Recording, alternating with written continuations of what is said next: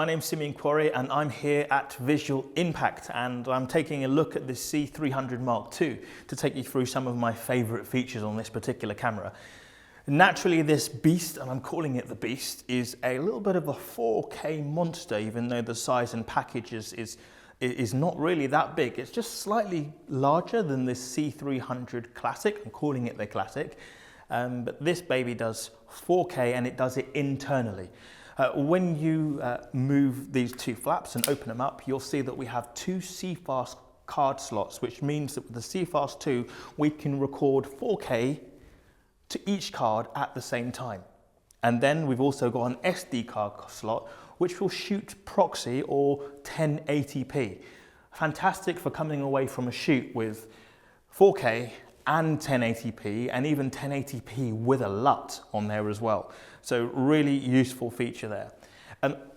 A small feature, a small detail that I really appreciate. Thank you very much, Canon, for adding a light symbol on the side, which essentially lights up the buttons, so that in a really dark environment, unlike the one that we have here, I can actually see what I'm pressing. And often we're working in these environments where we're taking advantage of the high ISO ability and the low light capability of these particular cameras.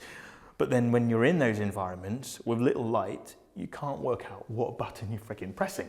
So now with the lights on the side, I've got a really good understanding of what I'm doing as I operate the camera. One of my absolute all-time favorites on this camera, and for me, I think this is one of the most important key features, is the autofocus that this beast has got.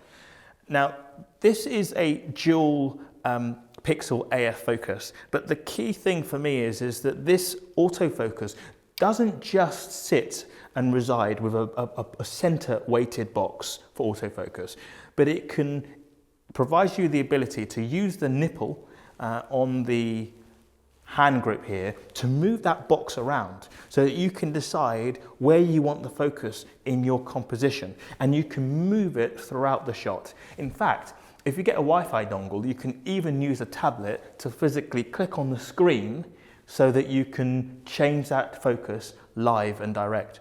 Now, of course, it's got face tracking. So in those environments where you have interviews and you have someone that's doing this very annoyingly, with a really shallow depth of field, let's say f2 or 1.2, and you're sitting there as an operator constantly refocusing, you can use autofocus with the face tracking to be able to do that hard work for you. Really simple, really useful. Now, what you might ask is, what happens, Simeon, if we have more than one head and more than one face in the frame? Well, I've tested it with up to about 9, but I don't do many interviews with 9 people. But let's say you have 2 or 3 people sitting slight curve. You can actually use the nipple on the screen with the face tracking to shift between one face and another. Because what you get on the LCD is you will have a little box around my head, around the next person's head, and around the next person's head. And you can use the nipple to effectively switch between the two. With autofocus here on the C300 Mark II, the autofocus is very, very organic in its feel. One of the reservations that people had was that autofocus traditionally in the past has felt very, very electronic. You could kind of see it moving in and out or snapping too quickly. But as a director of photography, what we're looking to do, we're looking to make things live and to breathe. So what you're able to do is set the responsiveness and set the speed of the autofocus so that as you move from one subject to another, it gracefully moves in and out of focus. It becomes a creative preference that you can set in the menu system on this particular camera. Also, on the side, when you are working with the face tracking, let's say all of a sudden it loses the face, yeah? Just like I just lost my glasses, because I may turn to the side too much. Yeah? We turn to the side, all of a sudden you're thinking, oh my gosh, the camera cannot see the face. What's it going to focus on? Because I've turned to the side, and quite clearly here I have got no eyes and mouth. So what does it do?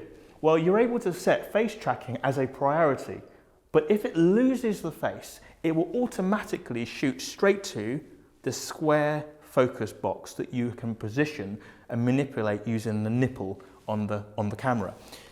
But then what you're able to do, on the viewfinder, I mean at the moment this camera's probably seeing my chest area, I can have a square and I can physically use this rotating dial here, and it's just select and set. And as I rotate this dial, the box moves from one quadrant of the screen to another. It uses the quarters there, essentially, almost a rule of thirds, and it will cycle round into those positions. A really quick way of moving the focus point from one area of the composition to the other side of the composition without having to physically move and wait for the box, the focus points, to move across. It's a very quick rotation. Really nice.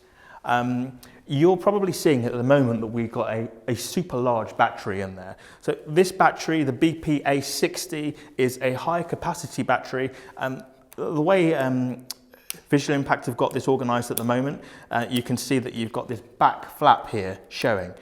Don't worry, this back flap, if it gets in the way, it comes off. So if I was to switch this camera off, there we go, and it's off.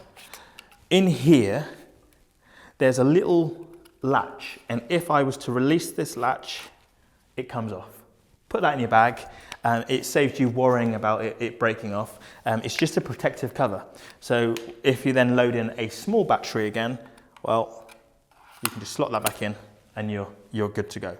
That's just a little tip there.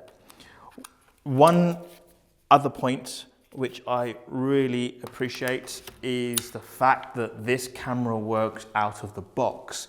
The color science on this baby is fantastic.